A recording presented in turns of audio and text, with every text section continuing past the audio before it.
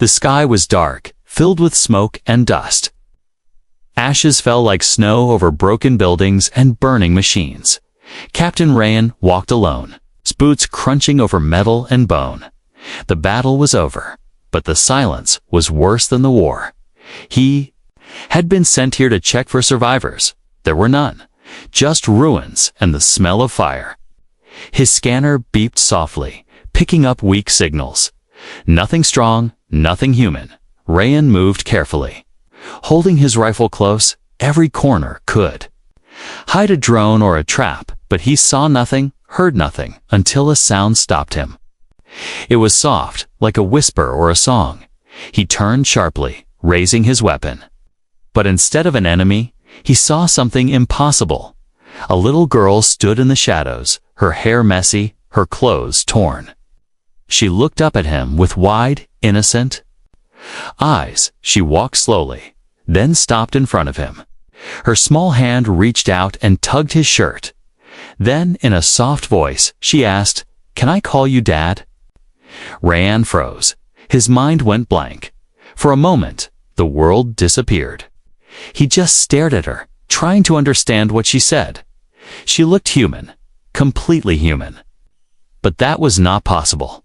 There were no humans left on this planet, only machines. Wrecks and enemies, no civilians, no children. He lowered his rifle. "What did you say?" he asked, his voice shaking a little. The girl looked down.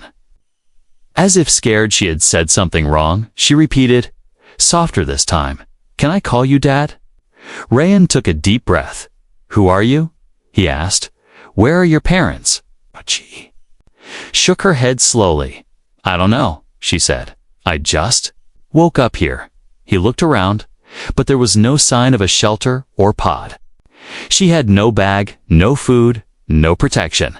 Yet she had survived here, somehow. She wasn't even dirty, just tired. Suddenly, a sharp beep came from his wristband. Motion detected. Rayan turned quickly. Scanning the area, 3 drones were approaching. Fast, silent, and deadly. They weren't scouting, they were hunting. "Move," he shouted, grabbing the girl's hand. They ran through the ruins, his boots slipping on gravel. He didn't look back. He knew the drones were close. One wrong step, and they were dead. They found a narrow tunnel and dove inside. Rayan pulled her close as the drones flew past, searching. The girl didn't cry, didn't even shake. She just held on to him, like she belonged there. When it was safe, he looked at her again. "What's your name?" he asked. She thought for a moment. "I don't have one," she said, "but there's a number." She lifted her sleeve, showing a mark on her arm. X41H. Rayan stared at it. That wasn't a name, it was a lab code. Project tag, used in secret military experiments. "How do you know me?" he asked carefully. "I don't," she said. "But I remember you, your face, your voice." He frowned. "That's not possible," he said. "I've never seen you before." She smiled a little. "But I know this," she said. And then she hummed a soft tune. Rayan's eyes widened. That tune. It was an old lullaby, something from Earth, something he hadn't heard in years. His wife used to sing it, long ago, before the war. "Where did you learn that?" he asked, stunned. She looked at him with calm, glowing eyes. "You used to sing it too," she whispered. Rayan felt something crack inside him. He didn't remember singing, didn't remember her. But her voice stirred something deep in his mind, like a memory trying to return. The scanner beeped again. More movement. They couldn't stay here. He stood up, took her hand, and said, "We're leaving, now." The girl didn't ask where. She just followed, like she trusted him completely, as they walked deeper into the ruins. Rayan looked at her again. She looked up at him and smiled. "Dad," she whispered again, like a word she had waited forever to say. And though his mind told him it was wrong, his heart didn't argue. He held her hand tighter, and for the first time in years he didn't feel alone. The night was cold, and the sky above was burning. Fires danced on the edges of the broken city. Rayan and the girl sat inside a hollowed-out shipwreck, its metal walls still warm from the day's heat. She didn't speak, he didn't ask. The silence between them felt heavy, like it was holding secrets outside. Strange shadows moved, but the old ship kept them safe. For now, Rayan stared at her as she sat beside him. She was playing with a small metal piece, turning it between her fingers like a toy. He had seen hardened soldiers panic during war, but this child, this strange, calm girl showed no fear. "What's your name?" he asked again. She looked up, her eyes shining faintly in the dark. "I don't have one," she said, "only a code." She showed him her arm again, the letters still glowing faintly. X41H. Rayan sighed. "That's not a name," he said. She tilted her head. "Then maybe you can give me one." Rayan looked away. He didn't want to get close. This was a mission, a mystery to solve. But her voice, her face, her eyes, they were starting to feel real. He opened his wrist device, trying to send a signal to command. No response, just static. "Are we alone here?" she asked softly. Rayan hesitated, then nodded. "Yes, I think so." The girl leaned against the cold metal wall, closing her eyes. "I don't like being alone," she whispered. Rayan looked at her. He wanted to ask where she came from, how she survived, but he knew the answers would only bring more questions. "Do you remember anything before today?" he asked. She shook her head slowly. "Just dreams," she said. "And a song?" Rayan stared at her again. The lullaby, the one she hummed earlier. It was still echoing in his mind. His wife used to sing it, but that life was gone. Lost in another war. "How old are you?" he asked. "I don't know," she said, "but I think." "You were there when I was born?" Rayan's heart skipped. He looked away quickly, pretending to check his gear. It couldn't be true. It didn't make sense. Suddenly, her small hand touched the scar on his face. He flinched, surprised. Her fingers were warm, gentle. "I remember this," she said quietly. "This scar." Rayan froze. "How do you know that?" he asked, voice low. She didn't answer. Instead, she leaned back and began to hum the lullaby again, softly, like a memory from another life outside. A distant sound broke the moment. Mechanical footsteps, heavy, slow, hunting. Rayan grabbed his weapon and motioned her to stay quiet. His eyes scanned the darkness through the cracked window. 3 red lights blinked in the night. Drones. Again, he pulled her close. "We need to move," he whispered. She nodded without fear, almost like she was used to this. They slipped through a narrow hatch in the back of the ship, moving low, staying in the shadows. The girl followed every move perfectly, like she had done this before. Too perfectly. Rayan noticed it. How she avoided tripwires, stepped around sensor mines, like she had trained for it, like a soldier. But she was just a child, wasn't she? They found an old maintenance tunnel and crawled inside. It smelled like oil and fire. But it was safe. For now, Rayan sat down to rest, his body aching. The girl sat across from him, staring. He finally asked the question he was afraid of. "Why? Did you call me Dad?" She didn't blink. "Because when I saw your face," she said, "something in me felt home."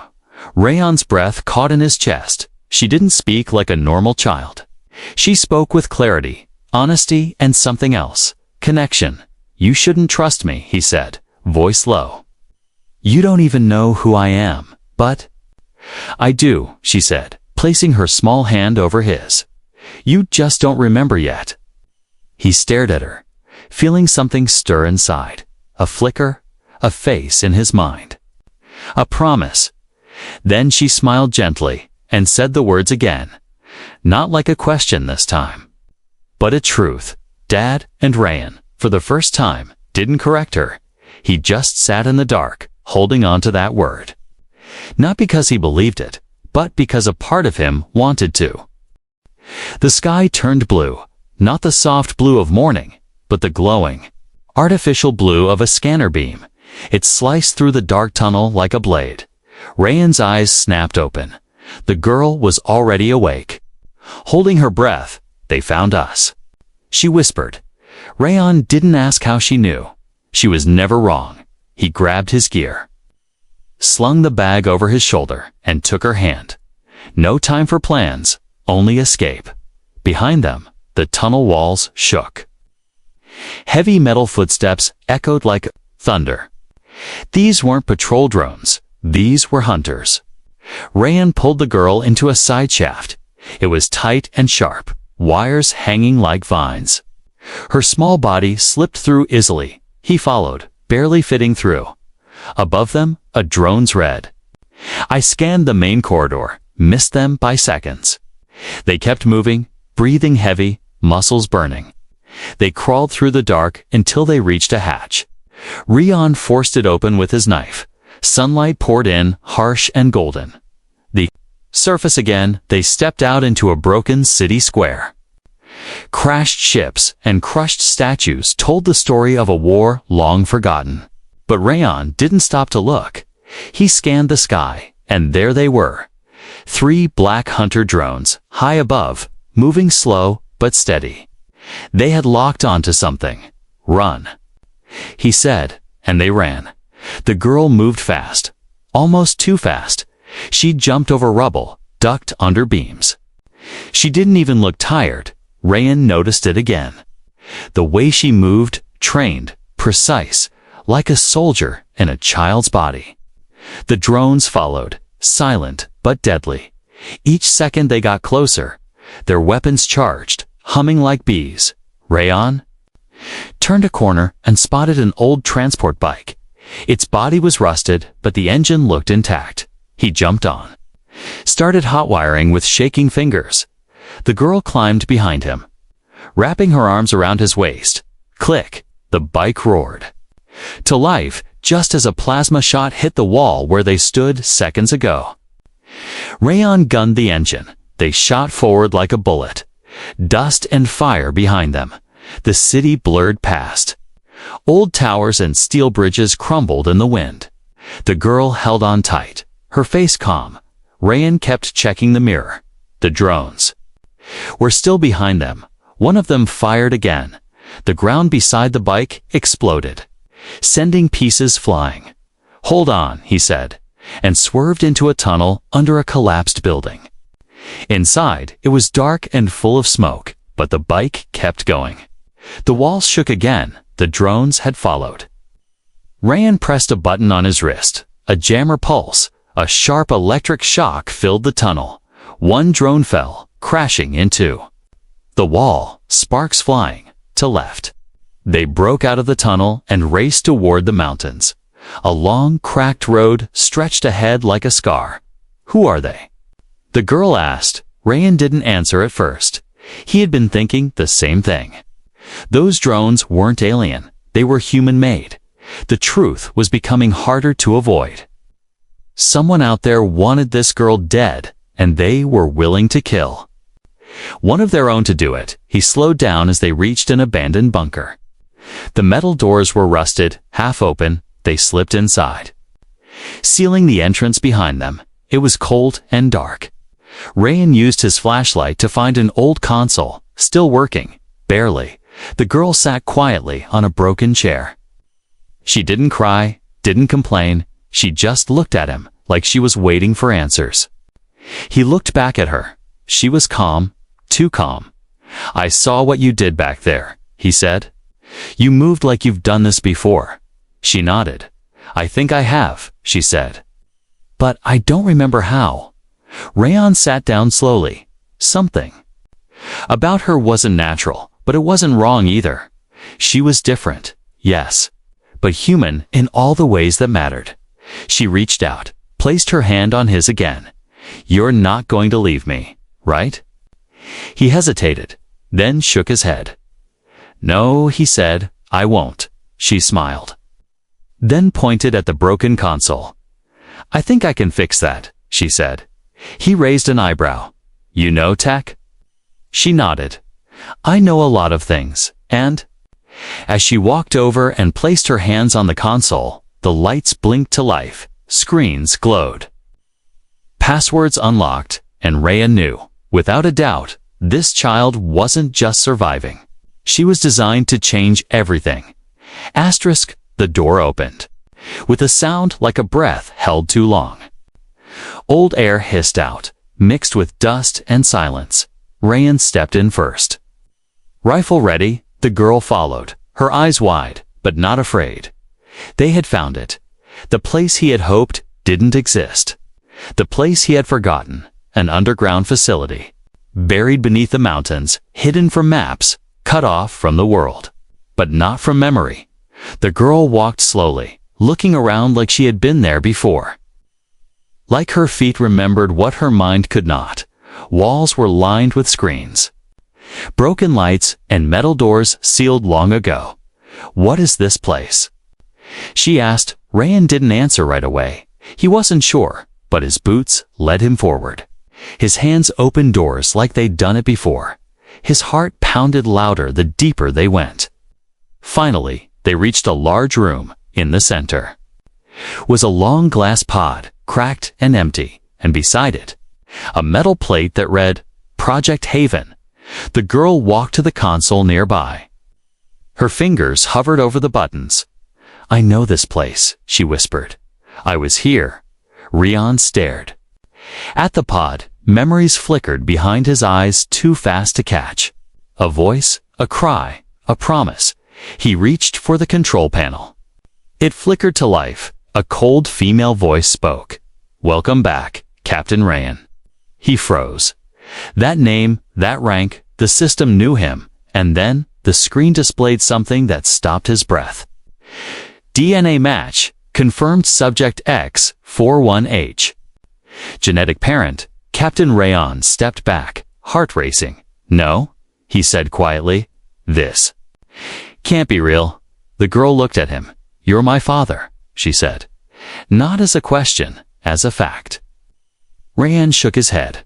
I never had a daughter, he said. But maybe, she replied. You had a mission. The system beeped again, playing memory file. A video appeared, dusty and damaged. A younger Rayon stood beside a woman, holding a small newborn in a lab. They were smiling. The baby's eyes glowed faintly, just like hers. The woman spoke. Her voice cracking. She'll survive anything, Rayan, she said. She'll be humanity's second chance. Rayan in the video nodded. I'll protect her, he said, no matter what. Then the screen went black. Silence, heavy, and full of truth. Rayan turned slowly to the girl. I made you, he said. Voice barely there. She nodded. You made me. And you left? He dropped to one knee. I didn't remember, he said. I didn't know. Tears welled in her eyes. But I did, she said. I waited. He reached for her hand. I'm here now. A sudden alarm broke the moment. The facility lights turned red. Unauthorized signal detected. The system said, Intruders approaching. Rayan's eyes narrowed. They found us. The girl looked at the console. I can lock the doors, she said, but only for a while. He nodded. Do it. Her fingers danced across the screen. Systems hummed to life. Barriers activated.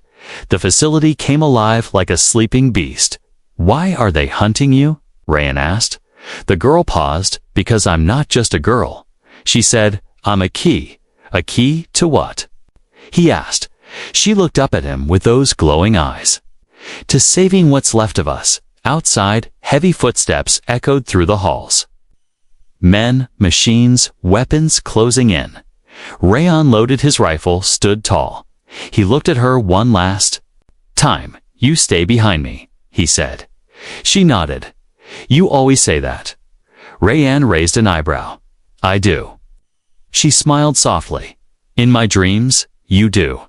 And with that, they turned toward the noise. Not to run, but to face it together. The first bullet hit the wall above his head. The second nearly took his arm. Rayan didn't fire back. Not yet. He was still frozen, staring at the armor patch on the soldier in front of him. Human Alliance, Black Protocol Division. Not alien, not mercenary. These weren't invaders. These were his own people. The ones who were supposed to protect. The ones who now wanted him dead. Beside him, the girl crouched low. She was silent, focused, her hand gripping his tightly. Ryan's back was against the wall of the command center. The red lights flashing around them made everything feel like a dream. A bad one. Why? He whispered, more to himself than her. The girl looked up. You trusted them? She said. But they didn't trust me. The door exploded inward. 3 soldiers stormed the room. Ryan rolled, fired, took one down with a single shot. The others scattered behind cover. He grabbed the girl and pulled her behind a steel table. Protocol Black, he muttered. They activated it. What does that mean? She asked. Ryan clenched his jaw. It means they see you as a threat.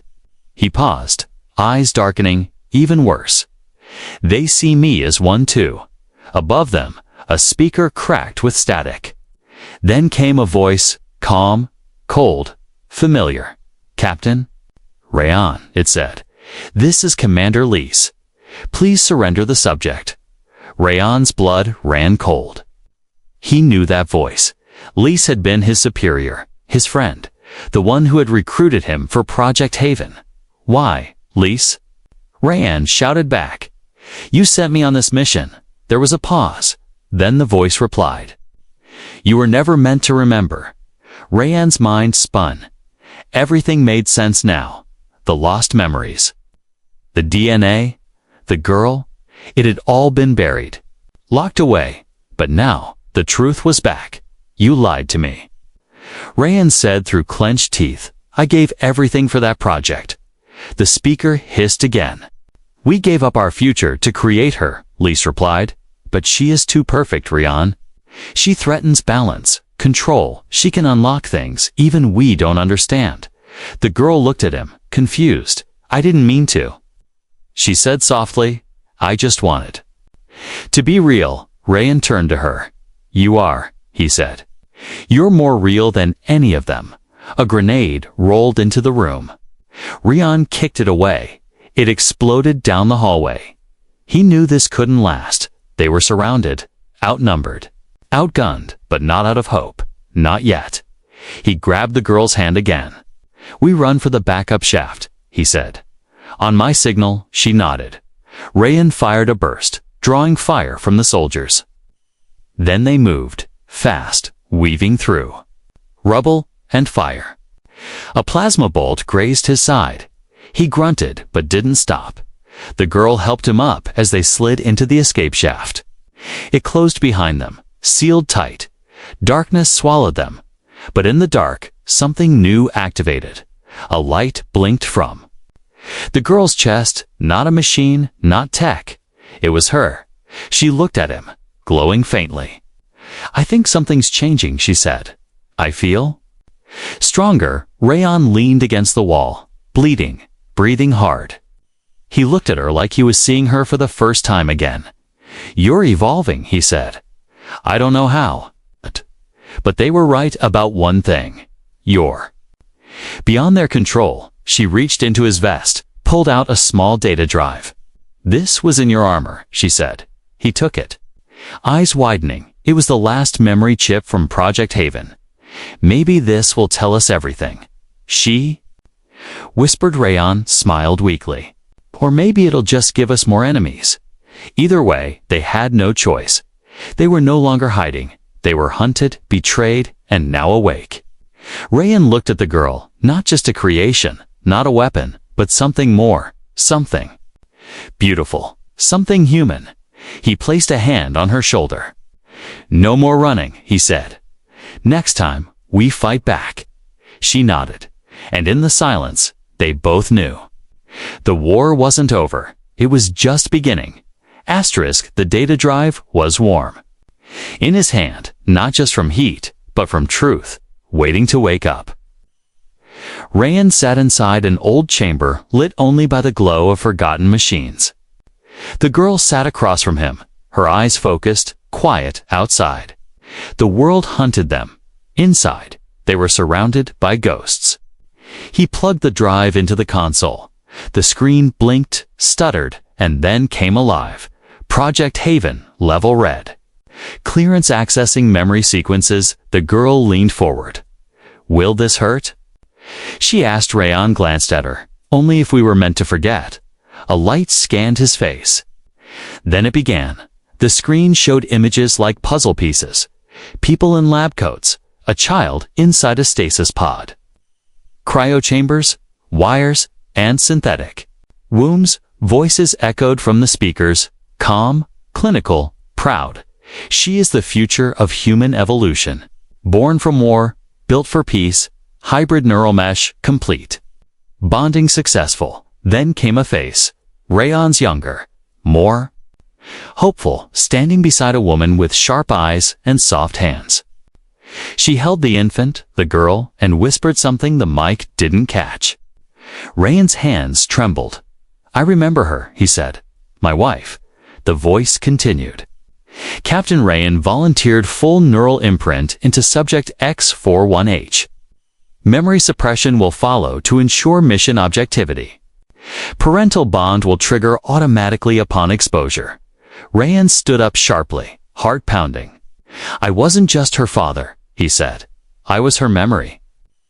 He backed away from the screen. His knees almost gave out. He had held her before, not today, not yesterday, but years ago, before war.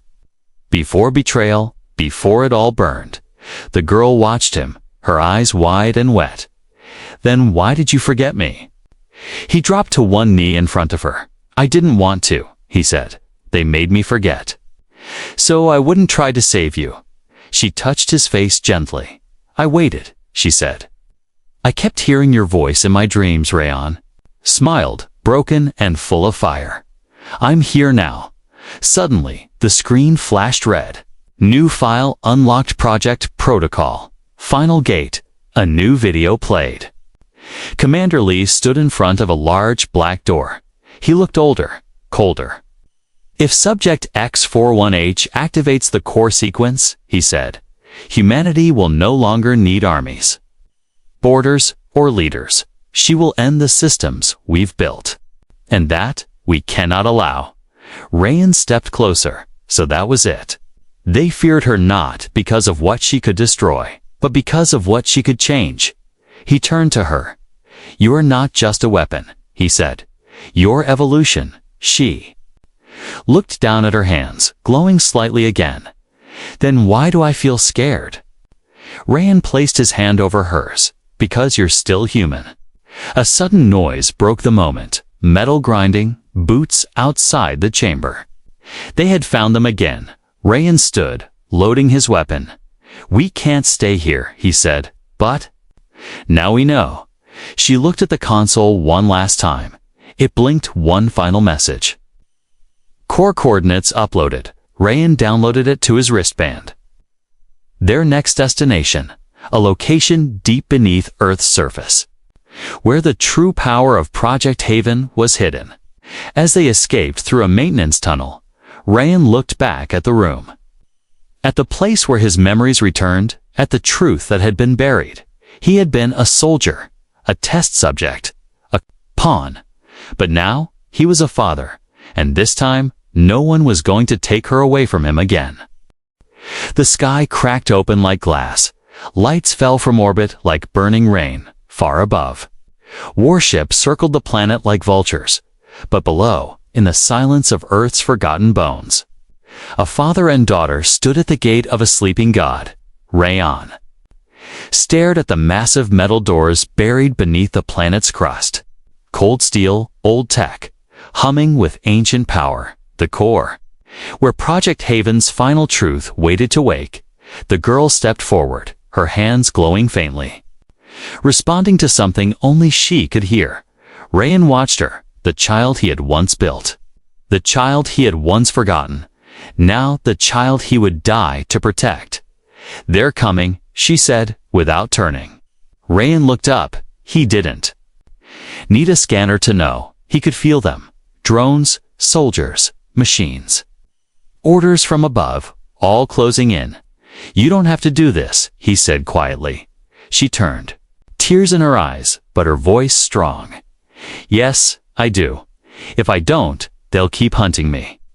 They'll keep hunting anyone different." Rayon took a step closer. "I just got you back," he said. "I'm not losing you again." She smiled sadly. "You're not? You're setting me free."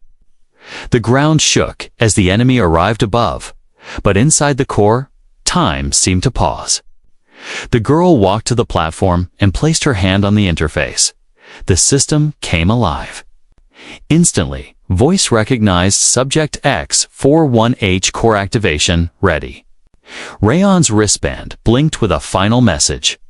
"Emergency override detected. One Guardian must remain." He froze. Guardian. It didn't just need her to activate. It needed him to protect it from the inside. Permanently, she read the message too. Her eyes widened. "No," she whispered. "You can't." Rayon stepped forward. "I can," he said. "I was always meant to." She shook her head. "I don't want to lose you." Rayon knelt in front of her. "You won't," he said. "You'll carry me every time you choose peace over war. Every time you build instead of destroy. Every time you love instead of fear." She cried then, silently. He pulled her into one last hug, tighter than before. Like he could press all his memories into her heart. "You're not just humanity's last hope," he whispered. "You're its first future." He stood, walked toward the control chair beside the core engine. It locked around him gently, like it had been waiting all along. The lights shifted blue, white, gold. Power surged through the chamber. The girl stepped onto the activation pad. A sphere of light rose around her. Her hair floated, her eyes glowing like suns. And with a single breath, she became the key. Outside, everything changed. Weapons shut down, skies cleared, satellites blinked off. The soldiers above paused, confused, then dropped their guns like something inside them had changed, like the war had simply ended. She walked out of the core, alone but stronger than anyone before her. Rayon's body stayed inside. His mind fused with the system. His voice would guide her through the stars. His final act wasn't war. It was fatherhood, as she stood. Beneath the open sky, wind in her hair, she looked up and whispered, "I'll make you proud, Dad." And somewhere in the deep machine beneath her feet, a voice replied, soft and strong, "You already have." The world didn't explode. It didn't fall. It simply changed. And for the first time in centuries, humanity took a breath and began again.